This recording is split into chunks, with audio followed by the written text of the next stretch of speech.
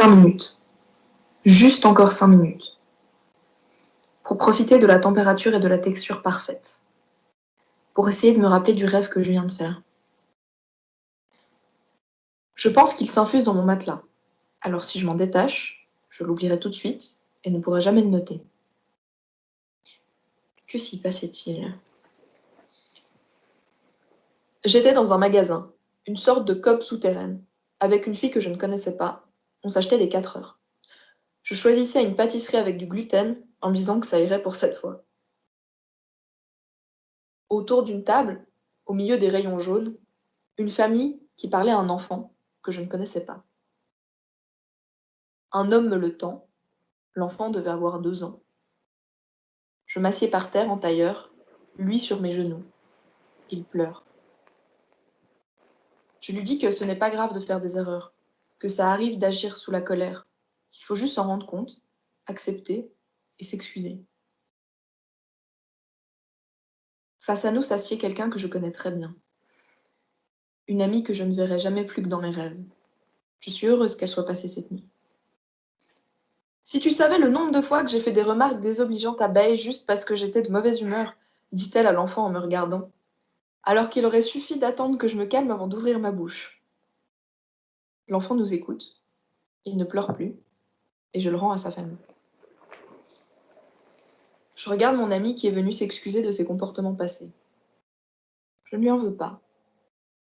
Même s'il lui arrivait d'être de mauvaise foi, irritée ou agressive, ce n'était rien. Ce n'était tellement rien. Mon rêve ne va pas plus loin. Mes yeux s'ouvrent sur une chambre vide de présence. Je suis à nouveau seule. Mon rêve est drainé par ma liste de choses à faire aujourd'hui et par le flot d'anxiété qui me traverse. Je me sens vide moi aussi, mais je vais tout faire pour me combler. Trop dur de s'extirper de ce lieu où je passe tant de temps. J'ai tant utilisé ce matelas qu'il est affaissé au milieu, là où je dors. La couette me retient de bouger. Trop chaude, trop lourde. Je ne suis pas réveillée.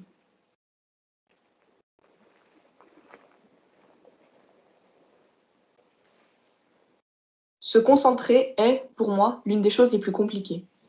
Durant toute la journée, pour chaque tâche, je vais arrêter ce que je fais 5 secondes, regarder dans le vague et aller sur mon lit. Dans mon lit, je dors, oui, mais je fuis aussi. Il absorbe mes rêves et mes angoisses. Enfin, c'est ce qu'il semble faire. C'est là où je joue, appelle des amis, regarde des vidéos, écoute de la musique, où je remplis ma tête de divertissement pour arrêter de me poser trop de questions. Celles qui font mal et paniquer. Genre, est-ce que je suis sur la bonne voie? Ai-je agi correctement? Vais-je rater ma vie, louper ma jeunesse? La Terre sera-t-elle invivable d'ici quelques années? Est-ce que tous les gens que j'aime me détestent secrètement? Mon père sera-t-il un jour un adulte? J'y dors beaucoup, je m'y divertis beaucoup, je travaille même parfois pour échapper à ces questionnements. En anglais, on appelle ça escapism, évasion. Fuir les éléments désagréables pour ne pas y faire face. Je me rends bien compte que ce n'est pas sain, qu'il faudrait que je prenne le temps pour comprendre ce qui me fait peur, calmer mes angoisses et virer ces doutes une bonne fois pour toutes. Je devrais.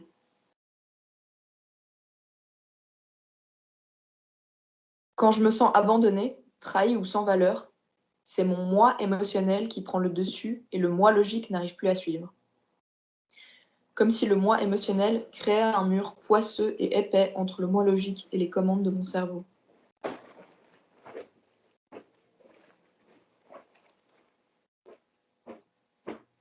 Et de fait, c'est dans mon lit où je pleure le plus.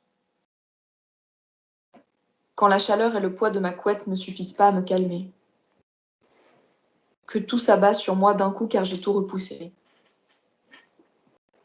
Quand je n'arrive plus à être là pour moi. Je culpabilise de m'être relaxée, d'avoir procrastiné. Je m'en veux de ne pas avoir été invitée. Que mes amis rigolent en ce moment, dans la chaleur d'un salon coloré. Je m'en veux de ne pas avoir été l'amie parfaite pour celle que je ne vois plus qu'en rêve.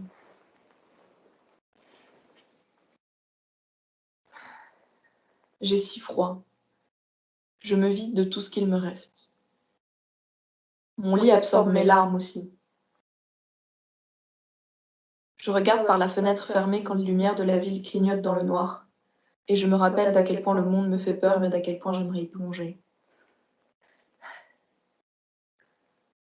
Je me demande si un jour j'arriverai à sortir sans être terrifiée, sans penser chacune de mes interactions à l'avance, sans tout ressasser après coup. Si je pourrais juste être là, juste exister, et aimer exister.